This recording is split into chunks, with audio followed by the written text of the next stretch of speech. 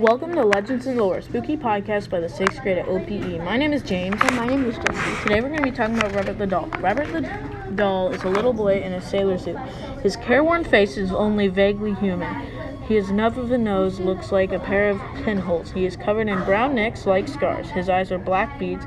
He looks very mysterious.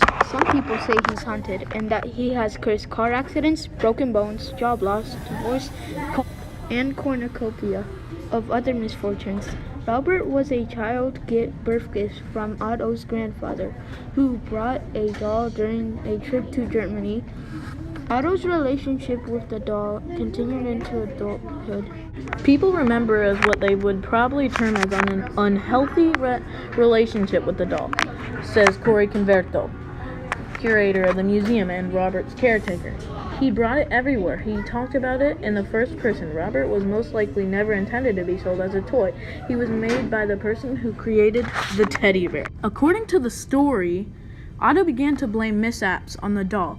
While this could have been laughed off as a childish storytelling, adults also started noticing odd occurrences, especially as Otto and Robert grew older. After Otto died, Myrtle bought his house and said he heard giggling and footsteps in the house. When he talked bad about Otto, Robert got mad and changed his face. When this happened, I'll be back with Legends and Lore.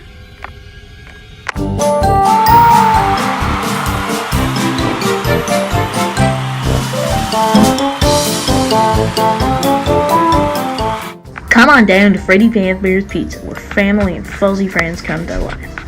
We have the best games and some of the most amazing pizza, including our famous extra cheese pizza. Also, we have the best animatronic show. We also have a very own ride called the Cranium Shaker. Come on down and have some fun. See y'all later. We are located by Oak Park Mall. Bye.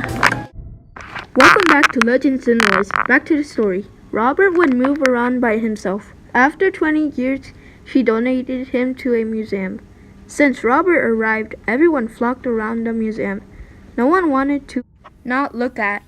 At the museum, he made lights flicker, cameras malfunction, and apology letters appear. He probably was mad and wanted an apology. They made a horror movie about him called Robert. He gets his name probably 2 or 3 letters every day, says Converto.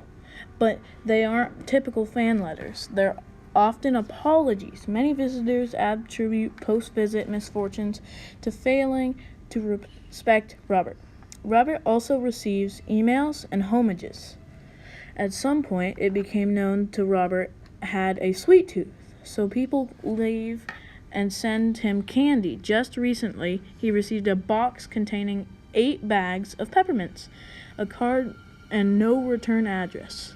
Exercising caution, the museum staff does not consume treats sent to Robert. Guests leave him sweets, money, and occasionally joints. It's completely inappropriate, says Converto. We're a museum. We don't need candy or money or treats. Converto is Robert's caretaker. Once a year, she administrates a checkup, taking him out of the case and weighing him to his assets. Whether the humid Florida weather has adversely affected his straw-filled body.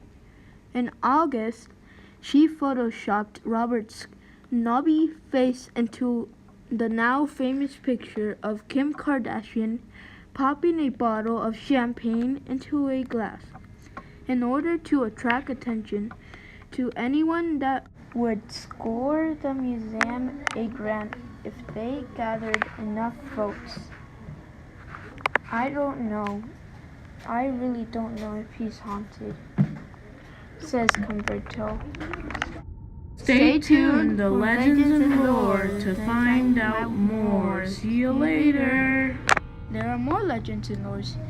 If you want to, just keep on listening to the playlist on this YouTube channel. Goodbye and have a nice time. Make sure Robert doesn't get you. And please visit the museum. Bye.